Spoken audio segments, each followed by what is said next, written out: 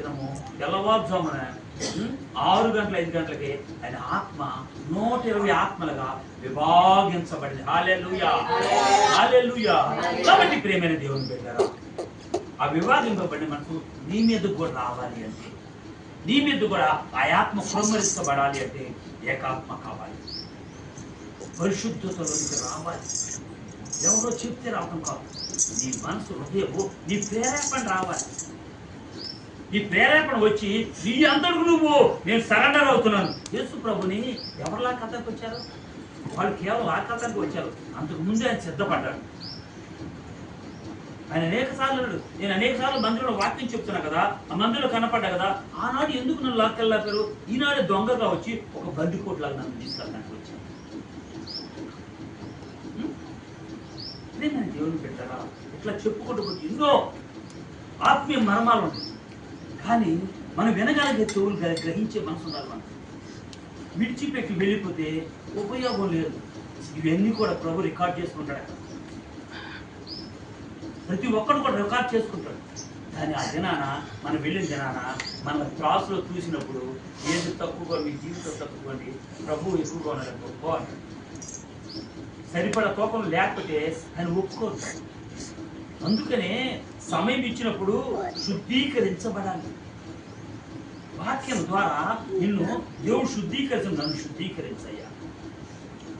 దావీదు గారు పాపం చేసేది చెప్పడంతో ఎందుకు ఆయన మహారాజే, నువ్వెంత పాస్టర్వే, నేను నిత్య బతికేవాడు, నువ్వు నన్ను వచ్చి హెచ్చరిక చేసేవాడువా అని అంటే సరిపోవును అక్కడ.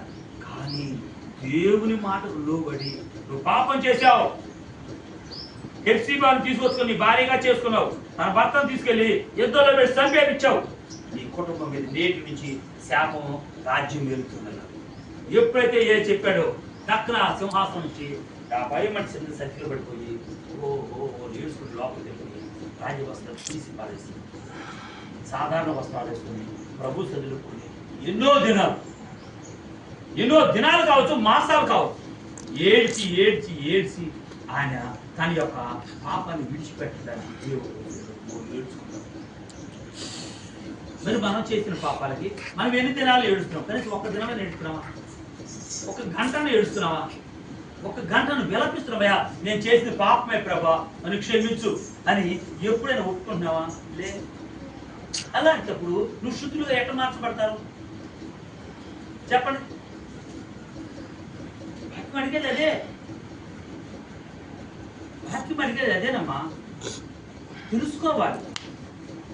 ప్రభు నీతో మాట్లాడుతున్నప్పుడు మౌనంగా ఉన్నంత ప్రయోజనం లేదు కదా. మౌనంగా ఉన్నంత ప్రయోజనం కాదు, గ్రహింపులోనికి రావాలి. అప్పుడు వాక్యం నీతో మాట్లాడుతున్నప్పుడు నేనేమై ఉన్నాను దాటే ఏం సోదరు ఏమవుతుంది